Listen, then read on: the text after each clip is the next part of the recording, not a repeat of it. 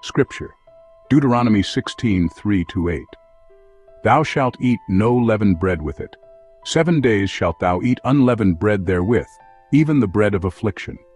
For thou camest forth out of the land of Egypt in haste, that thou mayest remember the day when thou camest forth out of the land of Egypt all the days of thy life. And there shall be no leavened bread seen with thee in all thy coast 7 days. Neither shall there anything of the flesh, which thou sacrificest the first day at even, remain all night until the morning. Thou mayest not sacrifice the Passover within any of thy gates, which the Lord thy God giveth thee.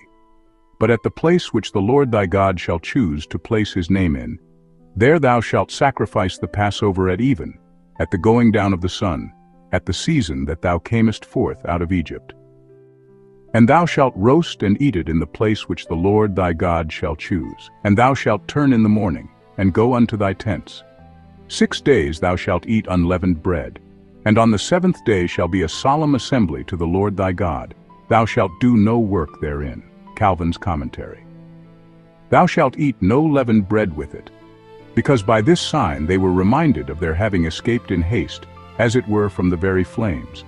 Therefore does Moses so often enforce the prohibition of leaven. And here this reason for it is alleged, viz., that their recollection should be recalled to the affliction from which they were rescued.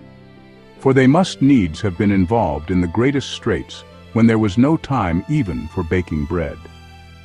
Unleavened bread is therefore called the bread of affliction, that the manner of their deliverance may the more enhance God's grace.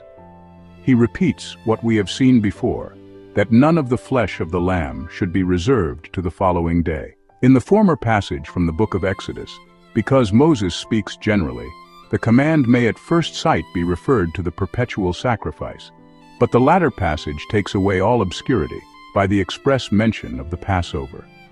We need not wonder that in one place the word fat is used for the whole carcass or any part of the lamb, either by synecdoche, or that God might commend the superior sanctity of the fat, of which they were not permitted to eat, and which was burnt in all sacrifices.